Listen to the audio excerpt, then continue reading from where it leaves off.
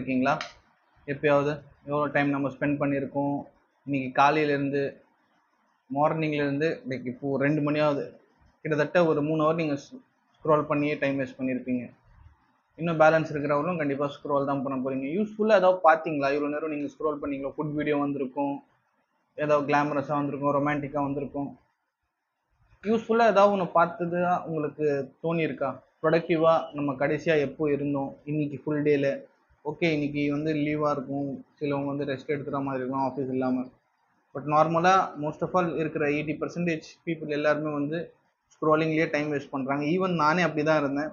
ஒரு 2 years before வந்துட்டு maximum என்னோட ஸ்க்ரீன் டைமே பார்த்தீங்கன்னா 7 to 8 ஹவர்ஸ் வந்துட்டு நான் ஸ்க்ரீன் டைமே யூஸ் பண்ணுவேன். அப்புறமா தான் நானே யோசிச்சேன் ப்ரொடக்டிவாக எதுவுமே பண்ணலை அப்படின்னு. பிகாஸ் ஆஃப் இதில் எவ்வளோ நமக்கு டைம் கன்சியூம் ஆகும் நமக்கே அது தெரிய மாட்டேங்குது. ஸோ இப்போ இருக்கிற ஜென்ரேஷனுக்கு நான் சொல்ல வருது என்னன்னா, அந்த ஸ்க்ரீன் டைமை கொஞ்சம் கம்மி பண்ணிக்கோங்க. அட்லீஸ்ட் ஒரு ஹாஃப் அன் ஹவர்லேருந்து 1 ஹவர் 1 டேக்கு யூஸ் பண்ணுற மாதிரி வச்சுக்கோங்க. ரெண்டாவது நீங்கள் என்ன பண்ணணும்னா ப்ரொடக்டிவாக என்ன பண்ணியிருக்கோன்னு கொஞ்சம் யோசிங்க. நீங்கள் எல்லாரோட வீடியோஸ் பாருங்கள், எல்லாமே டைம் பாஸ் பண்ண வேண்டியதான், எல்லாமே ஓகே தான். பட் ப்ரொடக்டிவாக அந்த டேல நீங்கள் என்ன பண்ண போகிறீங்கன்னு தயவு செஞ்சு யோசிங்க.